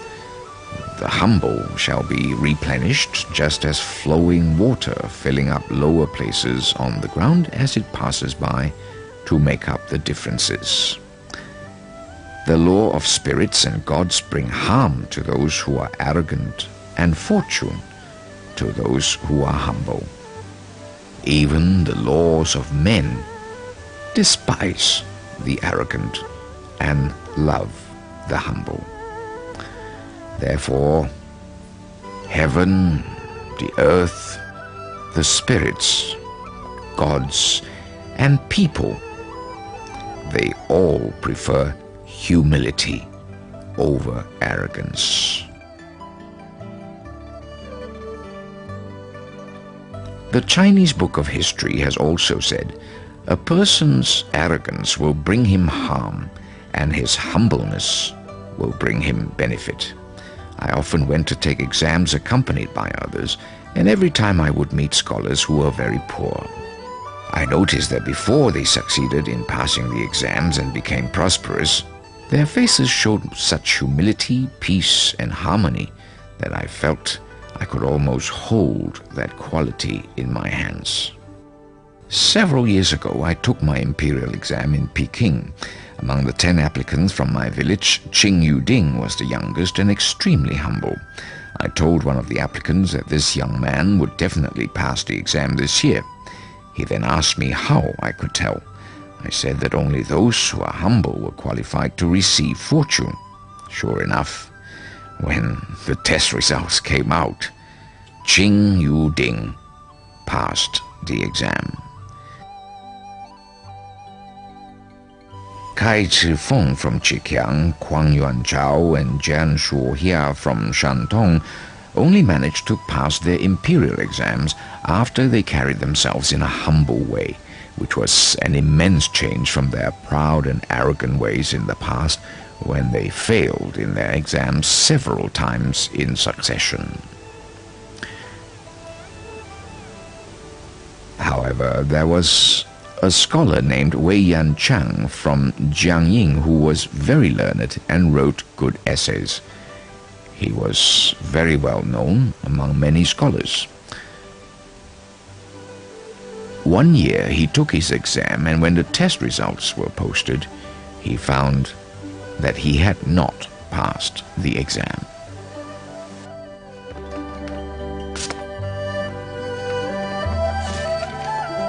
Damn.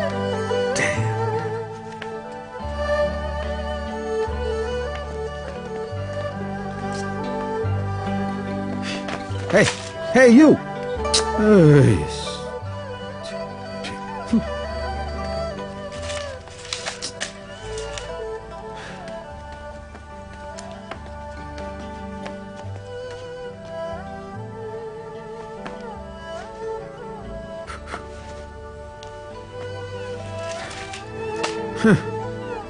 The examiner must be blind.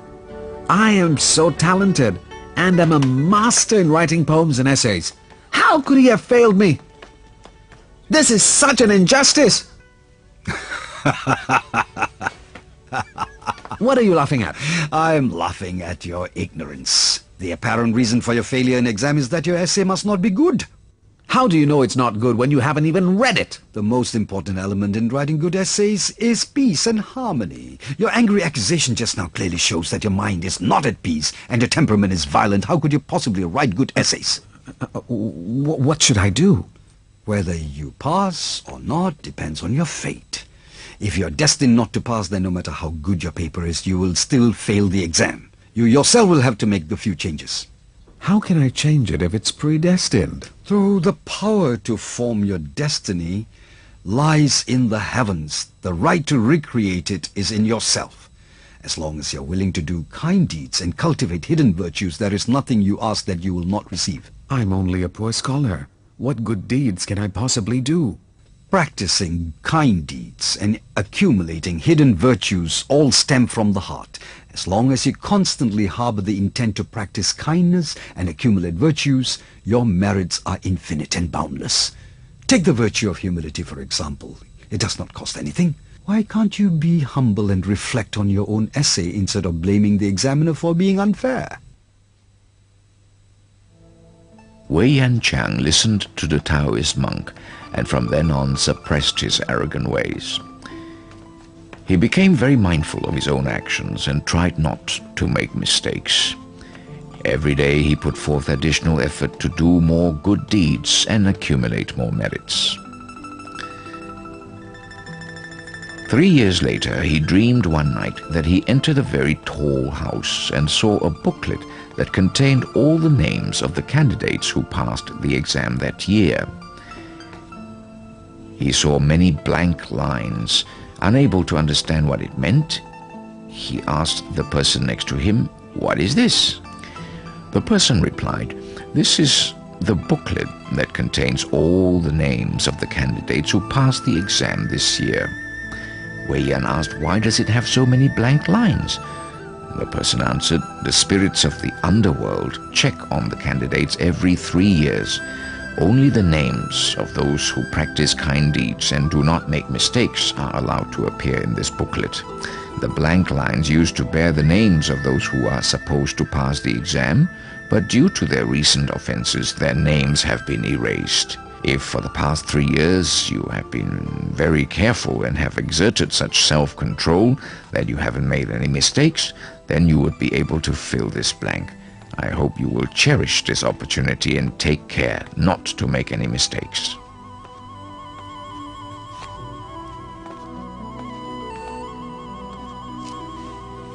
Sure enough, Wei Yan passed the exam that year and placed 105. From the examples given above, we know that spirits and gods are always watching our behavior from above. Therefore, we must immediately do whatever is beneficial to others and avoid doing whatever is violent, dangerous, and harmful to others. These are all things we can decide for ourselves. As long as we harbor good intentions, refrain from evil doings, don't offend the heaven, earth, spirits and gods, humble ourselves, be tolerant and not arrogant, then the heaven, earth, spirits and gods will constantly have pity on us. Only then will we have a foundation for our future prosperity. Those who are full of conceit are definitely not destined to be great men. Even if they prosper, they will not be able to enjoy their fortune for long.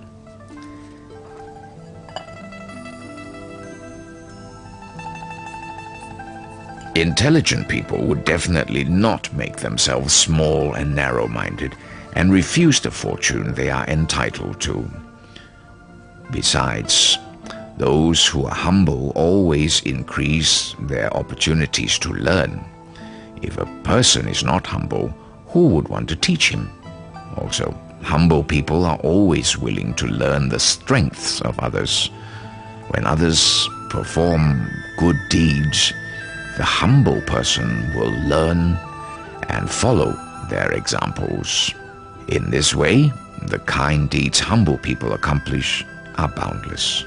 For those who wish to cultivate and improve upon their virtues, they especially cannot do without the virtue of humility. The ancients had an old saying, "Those who have their hearts set on attaining success and fame will surely attain success and fame. Those who have their hearts set on attaining wealth and position will surely attain wealth and position." A person who has great and far-reaching goals is like a tree having roots. A tree with roots will eventually sprout into branches, flowers, and leaves. A person who has set down great and far-reaching goals must humble himself in every thought and try to relieve another's burden, even if the occurrence is as insignificant as a speck of dust. If you can reach this level of humility, you will naturally touch the hearts of heaven and earth. Furthermore, we are the creators of our own prosperity. If we truly want to create it, we certainly will succeed. Look at the candidates who sought for fame and wealth. In the beginning, they did not harbor a sincere heart. It was only a passing notion. When they fancied it, they sought it. When their interest dropped, they stopped. Mencius once told Emperor Xuanqi, "Your Highness has a love for music, but your love for music is only a personal pleasure. If you can expand from the heart which seeks after personal happiness to that of sharing happiness with all your subjects, and make them just as happy as you are, then surely the nation is bound to prosper." I think it is the same for those who are seeking to pass the imperial exams. If a person can expand upon the heart which seeks to pass the exams to that of diligently doing kind deeds and accumulating merits, putting forth his best efforts to improve his character, then both destiny and prosperity are his to create. Tianqi, do you understand now? Yes, I do, Father.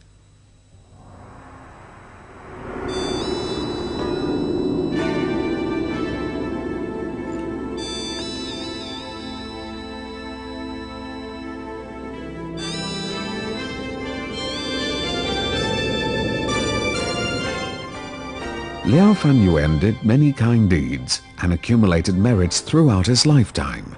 He had also written 4 short essays to advise his son. These are none other than Liaofans Four Lessons, which have become popular in the world. Liaofan was a great philanthropist who had changed his destiny through active accumulation of merits. He died at the age of 74, an increase of more than 20 years over his life expectancy.